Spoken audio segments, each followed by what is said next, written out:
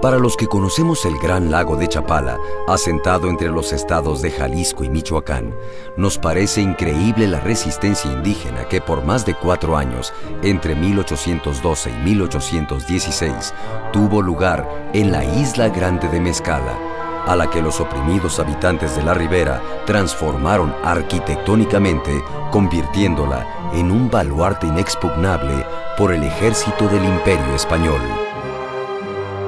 El gobierno de la Nueva Galicia atacó con todos sus recursos, flota naval, armamento, logística y un ejército que llegó a sumar hasta 8,000 contingentes sin lograr vulnerar las defensas de la isla ni la voluntad de los insurgentes fortificados. La Isla Grande de Mezcala es un lugar inédito para la mayoría de los mexicanos. No obstante, cautiva poderosamente la atención de historiadores, cronistas, arqueólogos y antropólogos, ya que preserva patrimonio arquitectónico y múltiples vestigios, reflejo de diferentes fases históricas del país. En el presente documental, revisaremos la compleja historia de la isla de Mezcala en 3 etapas. La primera, en el periodo prehispánico, con evidencias arqueológicas de diferentes culturas y tradiciones que estuvieron en contacto con la isla. La segunda, en la época colonial, con énfasis en el movimiento insurgente y las estructuras que construyeron para su supervivencia. Y por último, analizaremos la isla como presidio, así como las fortalezas, celdas, hospital y otros recintos asociados a esta función. En primera instancia nos remitiremos a los rastros más primitivos del hombre en la región. Principalmente estamos hablando de una ocupación prehistórica durante la época del Pleistoceno, que se marca más o menos hacia 10,000 años antes del presente, en la cual los hombres cazadores recolectores empezaban a hacer sus incursiones. Precisamente en la zona de aquí de Chapala hemos tenido algunas evidencias acerca de la presencia de restos paleontológicos con evidencias como son las puntas de proyectil del tipo Clovis. En la Isla Grande se encontraron unas puntas de obsidiana con base o pedúnculo muy pronunciado y 2 aletas. Estas puntas de proyectil datan entre 800 a.C. y 100 después de Cristo y están relacionadas con la época de tumbas de Tiro. En esta etapa, las culturas del occidente de México tenían la costumbre de hacer tumbas con una o varias cámaras subterráneas conectadas a la superficie por un túnel vertical llamado tiro. La presencia de estas puntas de proyectil y otros ornamentos de obsidiana constituyen los vestigios más antiguos del hombre prehispánico en la isla de Mezcala. En la parte sur del inmueble conocido como Casa Fuerte, se detectaron restos de piezas cerámicas similares al estilo Teuchitlán rojo sobre blanco, además de navajas de obsidiana que son producto de una civilización conocida como la tradición Teuchitlán. Su principal centro ceremonial, los Huachimontones, se ubican en la región Valles de Jalisco, y en este sitio podemos observar los distintivos círculos concéntricos que representan un estilo arquitectónico único en el mundo. En la región noroeste del lago de Chapala, el doctor en antropología Phil Wigand localizó en el rancho El Molino y en Jocotepec 2 sitios con recintos circulares.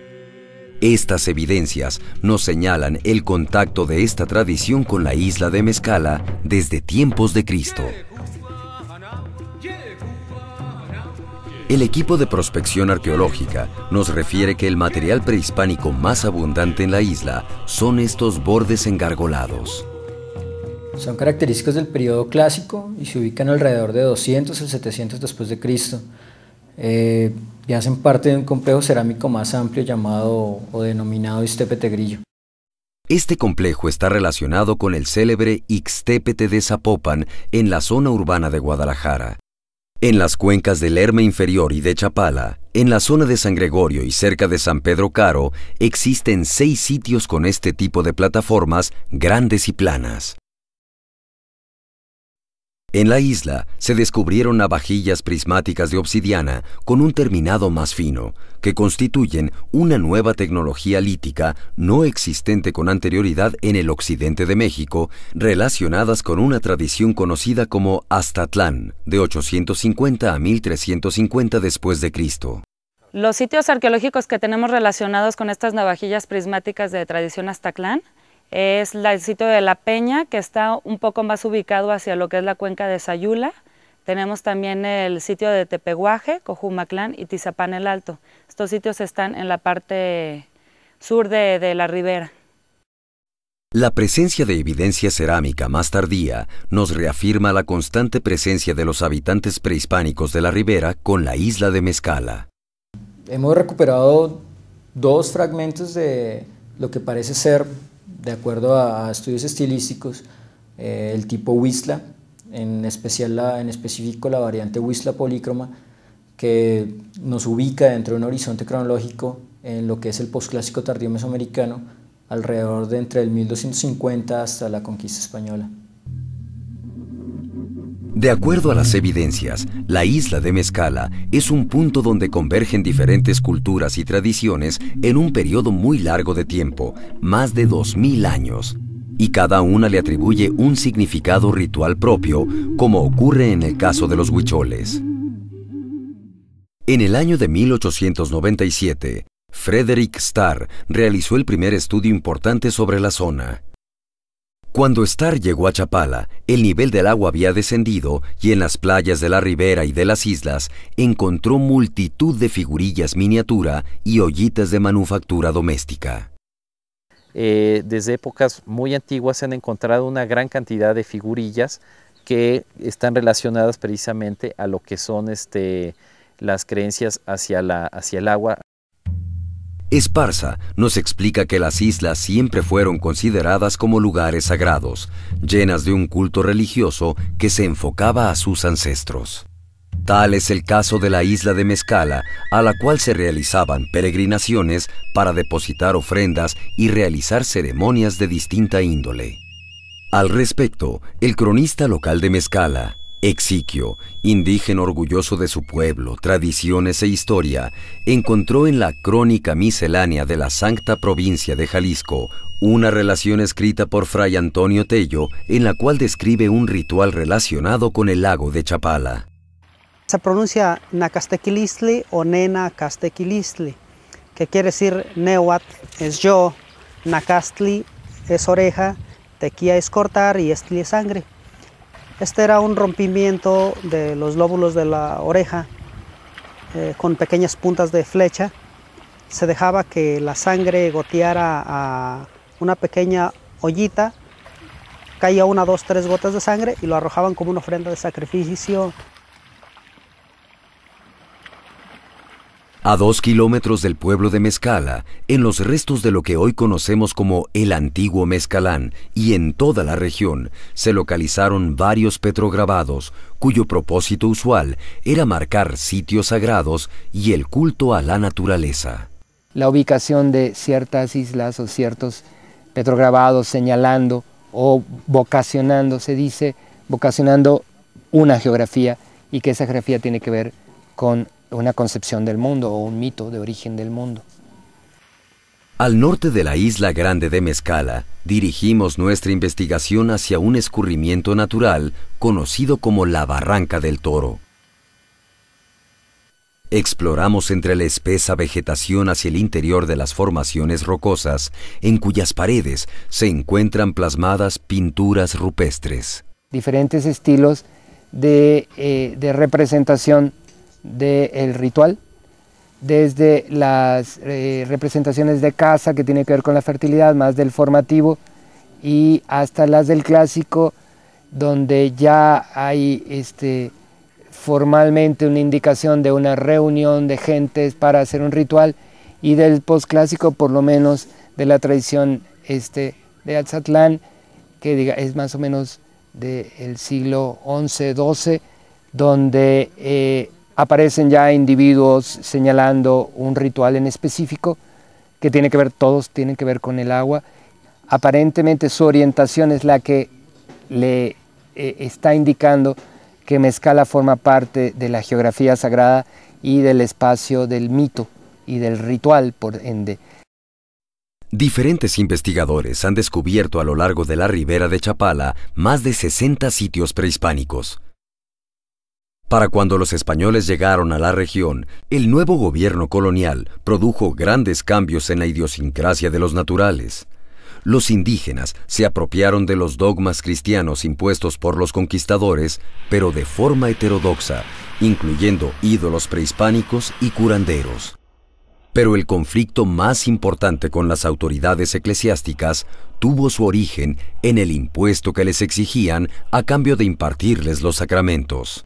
En aquel tiempo había que pagar derechos parroquiales, o sea, aranceles parroquiales por bautizos, matrimonios, defunciones.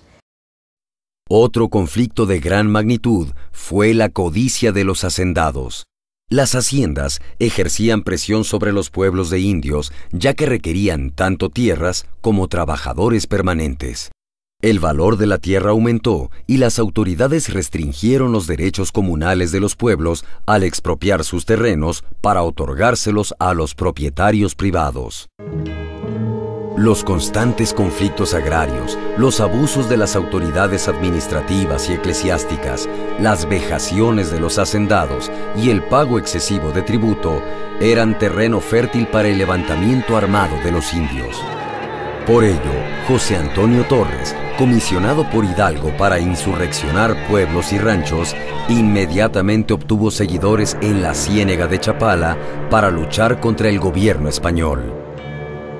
Otro de los que siguió al amo Torres fue el indígena Encarnación Rosas, hijo de un pescador y oriundo de Tlachichilco. Fue líder de un levantamiento en la Barca en noviembre de 1810 y participó en la batalla de Puente de Calderón, donde Hidalgo e Ignacio Allende fueron derrotados por el brigadier don Félix María Calleja.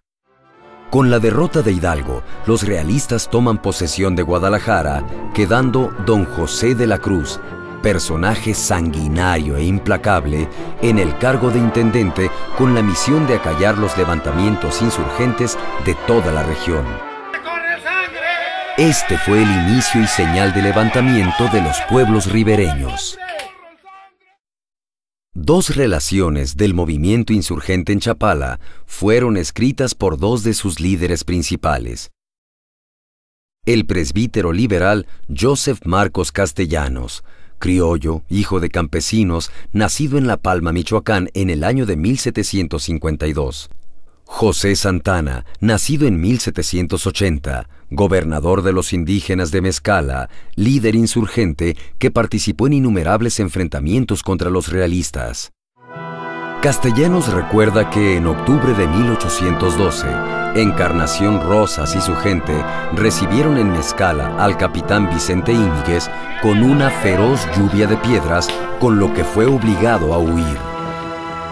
El comandante de la Barca, José Antonio Cerratos, atacó San Pedro Itzicán y al huir los indígenas, el ejército realista prende fuego a las casas.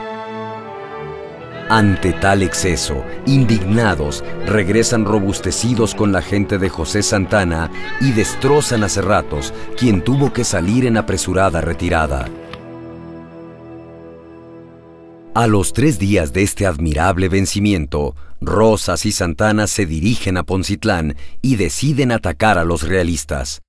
Con toda presteza y sin más auxilios que sus hondas y palos, triunfando nuevamente. Se hicieron de armas y municiones y se retiraron al Cerro de San Miguel.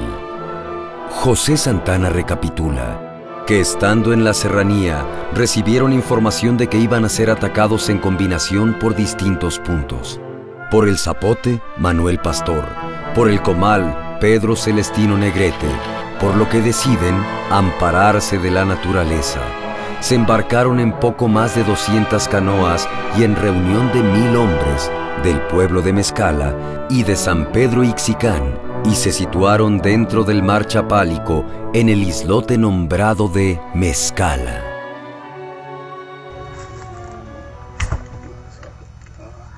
De la relación de los hechos descrita por Santana, podemos descubrir las primeras intervenciones arquitectónicas que los insurgentes realizaron en la isla con el fin de protegerse. Colocada ya esta fuerza, lo primero que cuidó fue de parapetarse con una muralla de piedra, que aunque no muy perfecta, a los 7 días cubría ya los puntos más riesgosos. Castellanos describe el primer enfrentamiento naval en febrero de 1813, cuando el teniente coronel Ángel Linares decide atacar la isla con 7 canoas pequeñas y una grande, mismas que los indios destruyeron en un instante. Don José de la Cruz escribió al virrey don Félix María Calleja para informarle del desastre en el lago de Chapala, donde había muerto el teniente coronel Ángel Linares con otros destacados militares. Después de las derrotas en Mezcala, San Pedro Ixicán, Poncitlán y en el lago de Chapala, don José de la Cruz mandó instalar en Tlachichilco, casi enfrente de la isla, un campo de 1,200 hombres de todas armas e hizo construir varias embarcaciones de capacidad y traer otras del puerto de San Blas. Este es el fuerte de San Roque en Tlachichilco, creada según los conocimientos de ingeniería y estrategia militar de la época, del cual solo quedan restos del muelle y del astillero. Mientras tanto, los isleños también hacían preparativos. Santana indica que en esos días en la isla se cuidaron de acopiar víveres trayéndolos de la costa de Tizapán, pusieron sus oficinas de pólvora y balas, introdujeron 13 cañones que trajeron de los reyes, fabricaron sus jacales e iglesias y perfeccionaron su muralla, de tal suerte que al ras del agua, con una contramuralla de piedra, se defendía a la primera y evitaba la fuga de los ignorantes que llegaban a tocar entre ambas. Para analizar las construcciones insurgentes referidas en los documentos históricos, utilizaremos un plano antiguo que ostenta el título Vista de pájaro de la isla de Mezcala. El plano, de autoría anónima, es propiedad de la familia del historiador del siglo XIX, don Alberto Santoscoy, quien deduce fue ordenado por el intendente don José de la Cruz, argumentando que se trata de un plano militar hecho por mano experta y en base a la información obtenida en las declaraciones de prisioneros de guerra. Santoscoy calcula la fecha del plano para 1815. Para el momento de la construcción del fuerte de San Roque, Santana señala que se pusieron oficinas de pólvora y balas. La historiadora Carmen Castañeda localizó en el archivo de la Real Audiencia de Guadalajara una declaración tomada al reo indígena Eusebio María Rodríguez. Preguntado que dónde tenían la casa de la pólvora y de dónde se las mandaban, contestó que cuando él se salió se les quemó la que tenían y que quedaban formando los cimientos para hacer otra en la plaza de armas, y que la pólvora la fabrican en la misma isla con salitre que les mandaba Joseph María Mireles de Tizapán. En Vista de pájaro se indica la presencia de varios cuarteles con la letra J. La arquitecta Lisa Noemí considera que en uno de estos cuarteles se encuentran los restos de una casa de la pólvora. En el caso de Mezcala, así se da, es un muro de mampostería, el que circunda o delimita el edificio, lo encierra. Consideramos que por lo cerrado de la estructura del edificio, ahí es donde debió ser la fábrica de pólvora. Esta hipótesis encuentra fundamento en tratados de arquitectura militar, así como en planos de almacenes de pólvora de la etapa colonial. En este sentido, la edificación presenta un conjunto de medidas arquitectónicas para el resguardo del peligroso elemento, ya que se encuentra rodeado de un muro perimetral de piedra dispuesta en forma de talud, en mampostería en seco, con puntos de vigilancia y de acceso a la fábrica, situados estratégicamente donde se destaca un bastión para vigilancia ubicado en el extremo sur. El arqueólogo militar Juan Vanegas también considera factible que este inmueble fuera de construcción insurgente. Es posible que el edificio, el que está más derruido, que tiene adobes y que tiene un cementante con con materia orgánica, es muy antiguo y pudiera ser un edificio justo del siglo XIX temprano, y pudiera ser sido insurgente, pero no necesariamente la Casa de la Pólvora. Santana señala en su relación que introdujeron 13 cañones que trajeron de los reyes. Vista de Pájaro indica los puntos donde tienen artillería, con la consecuente ubicación de improvisados fortines para proteger los cañones, que si bien no se conservan a la fecha, sí hay muestras de balas de cañón, tanto de metal como de piedra.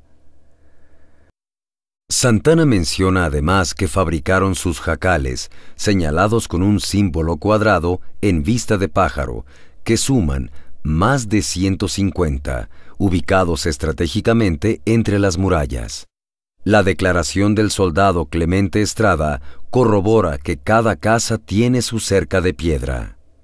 Entonces, el sistema defensivo que planteó Castellanos, aún sin ser ingeniero militar, permitió que toda la isla estuviera poblada, y es una copia de los sistemas defensivos romanos, y en la época feudal se hacía lo mismo. Todos los terrenos donde habían fortalezas se rodeaban de pequeños terrenos cercados donde vivían campesinos, de tal manera que era muy difícil tomar una fortaleza. Santana alude a la fabricación de sus iglesias. En la actualidad hay un recinto conocido por Capilla de Mezcala, aunque existen dudas que sea la misma que construyeron los insurgentes. Es una capilla de una sola nave y tiene una pequeña habitación a un lado que corresponde a la sacristía, realizada prácticamente en piedra, pero también ya incorporan el uso del tabique. El macizo de la fachada principal está compuesto además de 2 torres adjuntas correspondientes a campanario y sotocoro. Juan Vanegas nos explica que las características arquitectónicas de esta obra no corresponden a la breve etapa insurgente. La iglesia, en todo caso, es una iglesia moderna, es una iglesia del siglo XIX en su estructura, que pudiera estar desplantada sobre una iglesia o capilla anterior.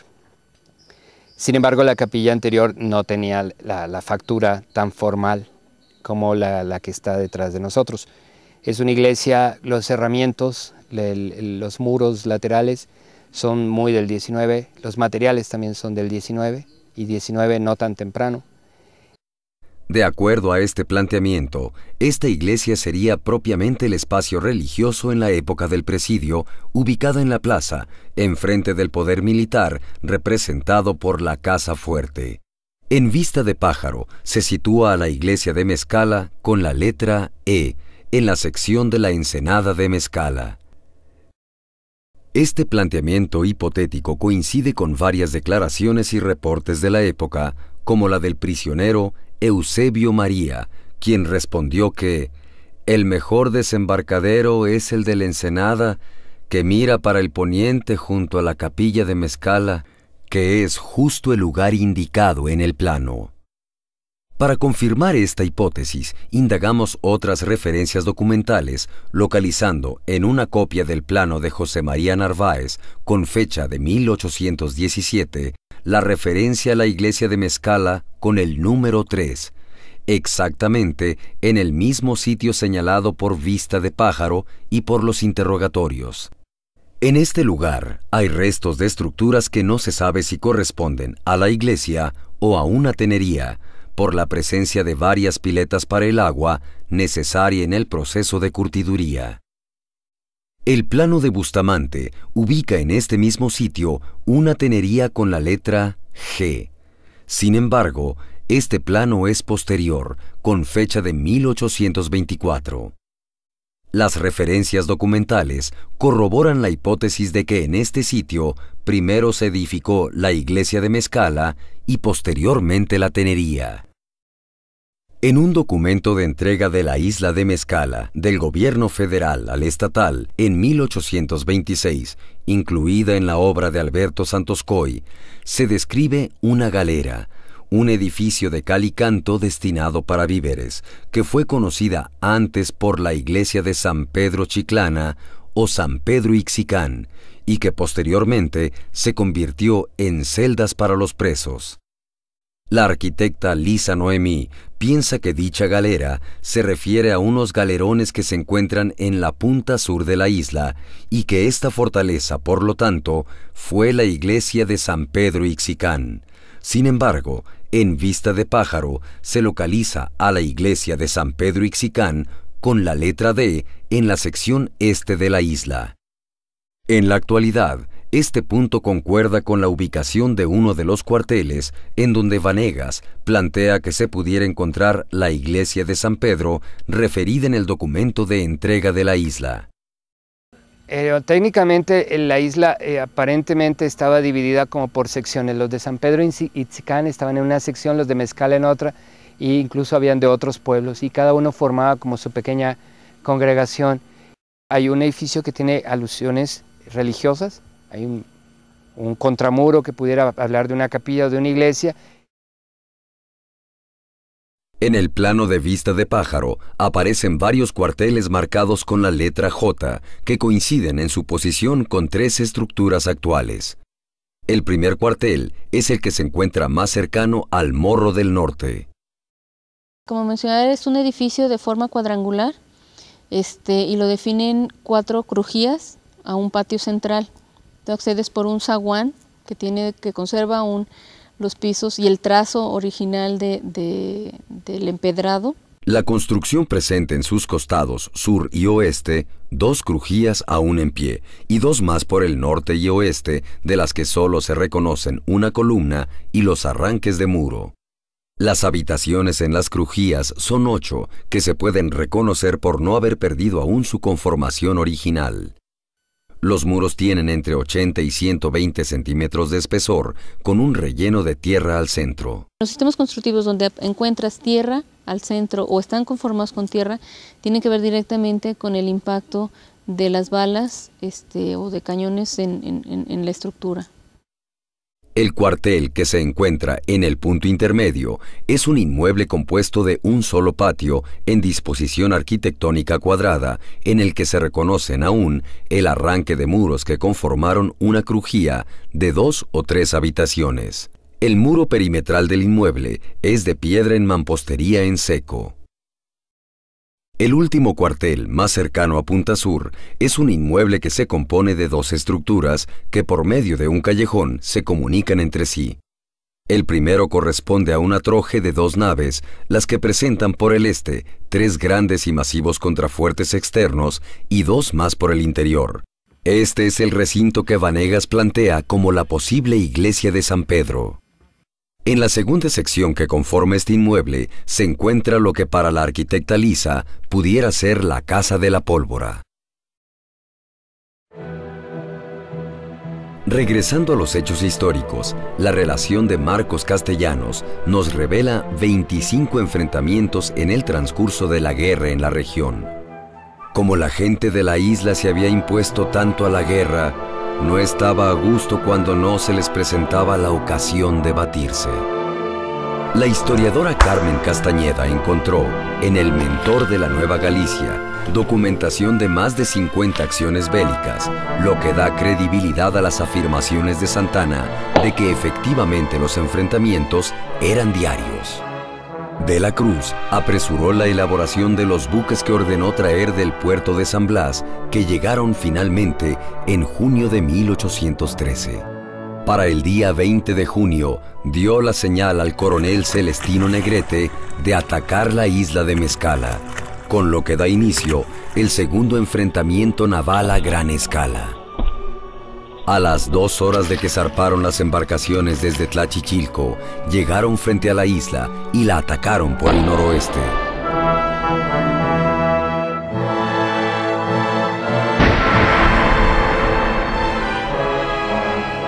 Los isleños respondieron con fuerza, obligando a los españoles a replegarse y esperar una mejor oportunidad. Una vez reiniciado el ataque, los insurgentes siguen una táctica de aparente inmovilidad y, efectuando solo algunos disparos esporádicos, esperaron a la flota realista a solo unos metros de alcanzar la orilla de la playa. Las embarcaciones fueron detenidas bruscamente al chocar con las cercas submarinas y las inclinadas estacas que se incrustaron en la base de los barcos que se empezaron a llenar de agua, al tiempo que los isleños atacaron con cañones, fusiles y una lluvia de piedras. Murieron alrededor de unos 200 soldados. El capitán naval Felipe García cayó muerto. Celestino Negrete perdió 2 dedos de la mano izquierda por una pedrada fulminante. Cuando don José de la Cruz recibió la noticia, reventó en cólera y posteriormente tomó varias medidas al respecto. Primero, intentó evitar que la noticia se difundiera, sobre todo al virreinato, porque estaba en juego su prestigio como jefe militar y político. Segundo, y de mayor impacto para los indígenas, en un cambio de estrategia, decidieron no enfrentar directamente a la isla, implementando un bloqueo para evitar su abastecimiento de víveres. No obstante, los indígenas se las ingeniaron para burlar el bloqueo. Salían durante la noche con pocas canoas, caían sobre el destacamento que se habían propuesto atacar, lo destrozaban, recogían el botín y regresaban a la isla.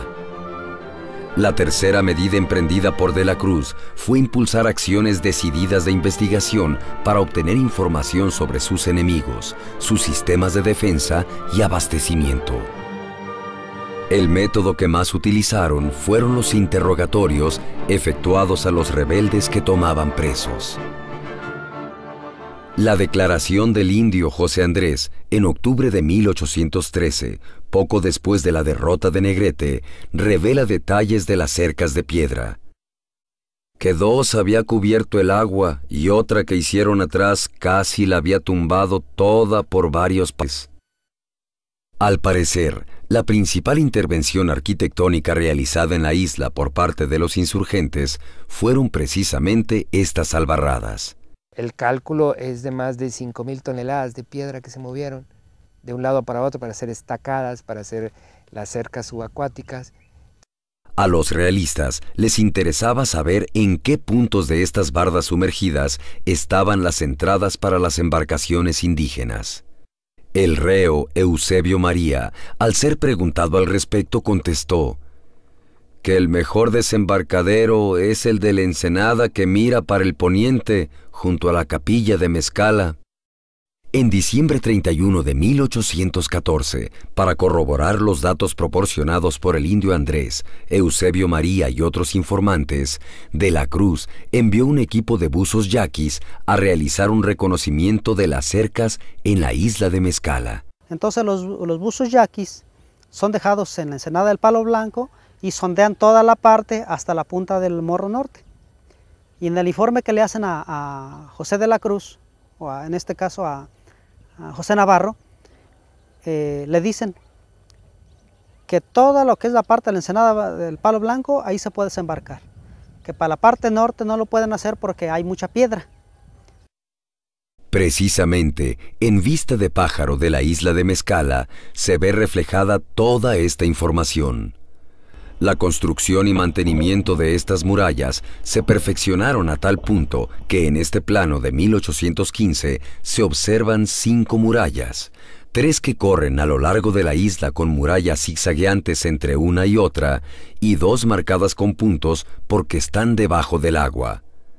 Con la letra K se indican las cercas de piedra de 3 varas de ancho, y con la Y sitúan las entradas que tienen para sus canoas. Actualmente todavía se pueden apreciar restos de estas murallas que rodeaban todo el conjunto de la isla. Para 1815, De la Cruz ordena un estudio batimétrico sobre el lago. El plano geométrico del lago de Chapala, elaborado por don José María Narváez, alférez de fragata y primer piloto de la Marina Real. El objetivo del mapa es ubicar rumbos de navegación con las profundidades anotadas. Era porque no conocían el lago, entonces lo que hicieron fue repetir la arquitectura de la carpintería de ribera marítima con quillas muy profundas. Quien conoce el lago sabe que una quilla profunda se embarranca rapidísimo, se queda en un callo. Los isleños, a pesar de las condiciones adversas, continuaron dando fuertes reveses a las tropas de la Cruz, como el robo de las falúas, Santa Teresa y Fernando en su trono, por lo que de la Cruz presionó aún más el bloqueo y ordenó destruir y quemar todos los pueblos y sembradíos a lo largo de la ribera de Chapala. Sin otro punto de resistencia en la región, de la Cruz reforzó el destacamento llegando a tener 8,000 hombres destinados a evitar que los insurgentes consiguieran abastecimiento. Para 1816, el hacinamiento, la insalubridad y la carencia de alimentos trajeron a la isla un nuevo factor aniquilante. Una terrible epidemia de tifo que terminó por mermar esa integridad física necesaria para mantenerse en el rigor del aislamiento y la lucha permanente. De la Cruz se traslada a Tlachichilco para reiterar el indulto a los ribereños. Finalmente, Santana, Castellanos y los insurgentes consideran que la situación es insostenible. Deciden entregar la isla y regresar pacíficamente a sus pueblos. Para de la Cruz fue un gran triunfo e incluso se le otorgó una medalla, la Victoria de Mezcala. No obstante, José Santana cuidó de dejar en claro las condiciones en que habían entregado la isla, no como una derrota, sino como una capitulación, ya que de la Cruz les ofreció condiciones únicas no vistas en ningún otro capítulo de la independencia de México. Don José de la Cruz les ofrece restitución de sus tierras, lo que siempre habían estado luchando. Les ofrece también animales, o sea, bueyes para ayudarse en la labranza, instrumentos de labranza, semillas, les ofrece, o sea, pues su principal modo de vida, ¿no? Don José de la Cruz siempre quiso convertir a la isla en una prisión que representara el poder de las fuerzas reales, situación que cambió radicalmente su función, transformándose de un sitio de lucha por la dignidad y la libertad a un lugar de represión e ignominia.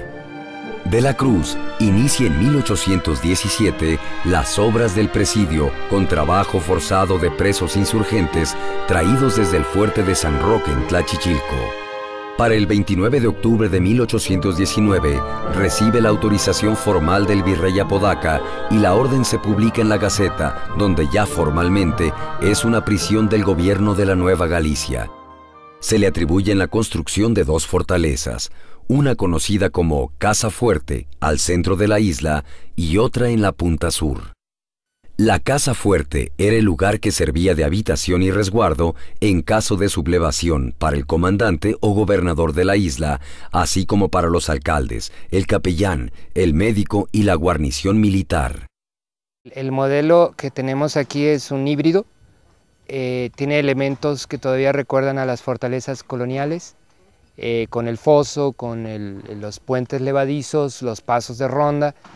La salvedad aquí es que ya se introduce la tecnología y la ingeniería militar ya del siglo XIX. Técnicamente es un fuerte. La novedad es que presenta únicamente 2 bastiones en los extremos contrarios. Por las mejoras en la artillería, el aumento de rango de tiro y de la precisión, se obtienen 160 grados de cobertura, por lo que ya no se requieren baluartes en las 4 esquinas. El gobierno de la Nueva España levantó por lo menos unas 15 fortificaciones en México con características similares. El gran valor de la fortaleza presente en la isla de Mezcala es que es la mejor conservada y que preserva el programa arquitectónico de plaza, taludes y áreas desprotegidas para cubrir los rangos de tiro.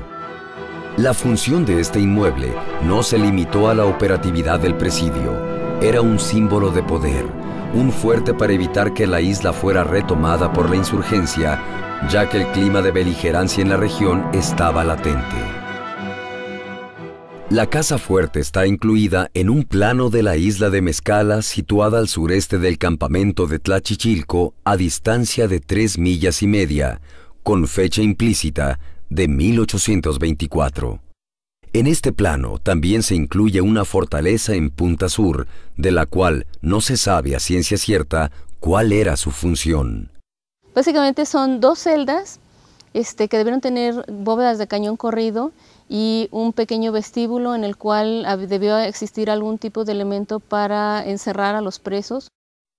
Al analizar los reglamentos del presidio, Exiquio, de igual forma, plantea que los galerones de Punta Sur se utilizaban para recluir a los presos. Hay un documento de 1829, hay un documento de 1831, hay un documento de 1835 que te indican que los galerones eran las prisiones. Sin embargo, el plano de Bustamante no señala las celdas en este sitio, sino un presidio viejo marcado con la letra B a un costado de la casa fuerte. En la actualidad, no existe ninguna estructura en este sitio, aunque existe documentación de un presidio viejo, en malas condiciones, construido con materiales perecederos. Para Juan Vanegas, estos galerones son más bien un hospital. La lógica interior de 2 galerones se parece mucho a la de los hospitales, comparando con planos, no así a celdas de castigo. Otro elemento que sostiene la posible existencia aquí de una zona de moribundos o de hospitales eran los vientos. Hasta el siglo XIX se pensaba que el aire era el que contagiaba. Los documentos dicen que justo había que retirar a los enfermos porque el aire que botaban por la nariz enfermaba a los demás. Entonces los hospitales se ponían en las zonas más aireadas posibles. Las epidemias en la isla provocaron el nivel más alto de mortalidad en prisiones conocidas, por lo que era necesario un espacio de retiro donde no estuvieran tan controlados y pudieran tomar el sol con grillete. Un documento que pudiera apoyar esta hipótesis es el citado por Santos Coy de la entrega de la isla al gobierno estatal, que describe un hospital como 2 salas de calicanto con su techo venido abajo lo más de él. Sin embargo, el plano de Bustamante señala el hospital más al extremo de la Punta Sur, en un área que colapsó. El recinto indicado con la letra D representa una forma muy aproximada al que podemos ver actualmente y es señalado como galerones para obrajes. La presencia de un foso con puente levadizo que cerraba desde afuera nos da la certeza de que lo que hubiera en la Punta Sur debía estar en extrema vigilancia. En 1821 se clausura el presidio por orden transmitida por Pedro Celestino Negrete. En 1823 se reabre la prisión por instrucción del gobernador Luis Quintanar. Para septiembre de 1824 se clausura nuevamente y se ordena la conducción de presos y pertrechos a San Blas. En este punto es necesario retomar el destino de los edificios insurgentes, ya que no aparecen señalados en el plano de Bustamante, posiblemente porque su objetivo es otro, como parte de la organización y estrategia militar de un presidio, pero tampoco podemos descartar la posibilidad de que hubieran sido destruidos por De la Cruz tiempo después de la capitulación, o simplemente que no resistieran el paso de los años. El 28 de abril de 1826 se publica el Decreto Federal para la entrega de la isla del Presidio a Jalisco. Para el 8 de julio del mismo año se realiza la entrega física de la isla. El comisionado para recibirla elabora un inventario donde describe la casa fuerte, el hospital y de los insurgentes únicamente hace referencia a la iglesia de San Pedro Ixicán como una galera destinada para víveres. En el cuartel más cercano a Punta Sur, para el arqueólogo Juan Vanegas, existe una estructura con alusiones religiosas que considera pudiera tratarse de la iglesia de San Pedro Ixicán, y por tanto, de las celdas o presidio, recordando a Santos Coy, quien menciona que la iglesia de San Pedro fue convertida en galera para encerrar a los presidiarios. Técnicamente la guarnición estaba en la fortaleza y al costado las fuentes relatan que estaba el presidio. El presidio más temprano que se relata del momento en que la prisión española se entrega al gobierno ya constituido de México, menciona una prisión de materiales perecederos. Se menciona que les traspasaba el agua, la humedad, la lluvia, el sol y estaban en condiciones humanitarias realmente graves y por eso se pide la construcción de un presidio formal. y este presidio se hace técnicamente reutilizando las ruinas de lo que pudiera haber sido edificaciones construidas durante la época en que los insurgentes se guarnecieron en la isla. Para Vanegas, alrededor de las celdas habilitadas en la iglesia de San Pedro, existió un área de cocinas, de bodegas, incluso obrajes, ya que se observa en la arquitectura, los materiales, muros irregulares y cementantes más blandos, la posibilidad de una sección más utilitaria que militar. En la parte posterior a la casa fuerte se encuentra un inmueble que se conoce como la celda de castigo. Es un edificio de forma cuadrangular que está construido sobre una base y presenta 2 niveles de altura. Esto quiere decir que el edificio muy probablemente fue diseñado para tener una visión amplia de lo que ocurría a los 360 grados de la isla. Es decir, dentro de la arquitectura militar se le puede conocer como caballero alto, o se le puede conocer como atalaya. La forma como está colocada la piedra, el cementante a base de arena y baba de nopal con pedruscos y la presencia de basaltos en la parte superior son características que no se encuentran en ningún otro edificio en la isla. Estas particularidades hacen pensar a Vanegas que fue construida en el siglo XVII. Caballeros altos se le llama en los baluartes, o en islas o en lugares fortificados, a la torre más alta, desde donde estaban los vigías que miraban a los barcos llegar, o a los piratas, y son los que justo daban alerta a las guarniciones de que se acercaba algún amigo o enemigo. La historiadora Carmen Castañeda localizó en el libro Cartografía Histórica de la Nueva Galicia un plano de 1817 de Rafael María Calvo.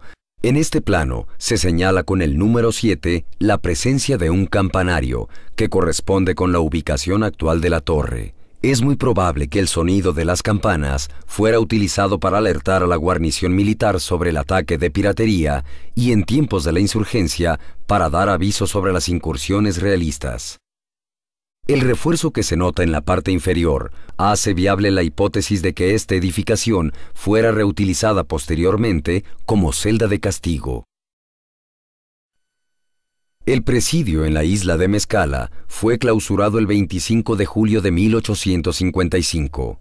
No obstante, existe evidencia arquitectónica que plantea la posibilidad de que estos espacios fueran utilizados en épocas posteriores.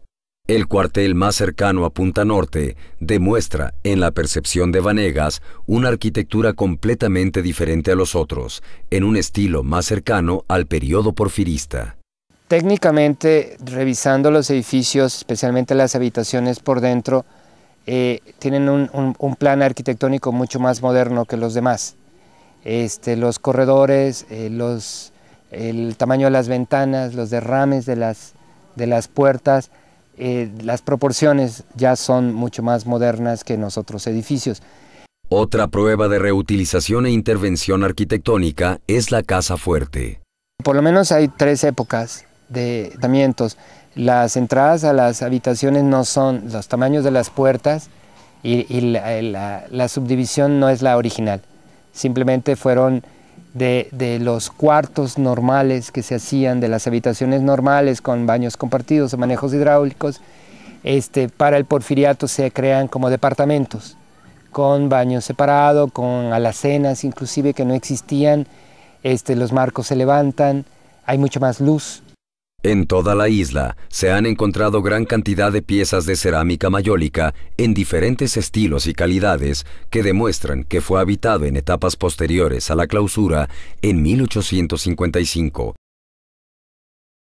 Tanto la arquitectura como las evidencias cerámicas plantean entonces la posibilidad de que el presidio fuera utilizado para la etapa porfiriana.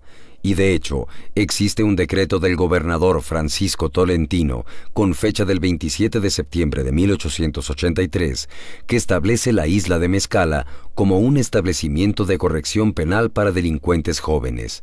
Sin embargo, en un documento del Archivo Histórico del Estado de Jalisco, se habla de que dicho decreto del gobernador fue aprobado por el Congreso, pero nunca se llevó a cabo.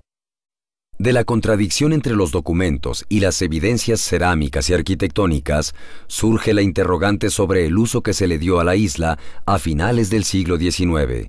Y luego viene una parte que ciertamente es de oídas, de tomarlo de la prensa y de la literatura y de la tradición oral, que es la parte como de historia negra de la isla de Mezcala, que se dice que se trajeron presos políticos a Mezcala durante el momento previo a la revolución y que en Mezcala hubieron destacados intelectuales que de pronto desaparecen del medio público y no aparecen registrados en otras prisiones, y pareciera que su destino real fueron traídos en secreto a la isla de Mezcala. Y eso, bueno, forma parte de la historia negra de Mezcala de la época de Don Porfirio. Estudios posteriores nos darán mayor certeza en las funciones de los recintos que conforman el patrimonio histórico de la isla de Mezcala. Las excavaciones arqueológicas revelarán posibles estructuras prehispánicas. Las calas y estudios formales en los edificios coloniales revelarán vestigios que permitan argumentar algunas de las hipótesis y desechar otras. Hasta el momento, somos testigos de los planteamientos preliminares de un grupo de expertos que efectivamente guiarán el rumbo de las investigaciones en el futuro próximo. De lo que estamos ciertos es que la isla grande de Mezcala refleja en sus vestigios gran parte de las etapas históricas de México, a partir de la época prehispánica, desde 400 años antes de Cristo, hasta la época colonial, donde culmina como baluarte de la insurgencia indígena en la ribera de Chapala, y finalmente como presidio para sofocar posibles rebeliones en la región, y en el México independiente como un centro penitenciario al servicio del Estado de Jalisco.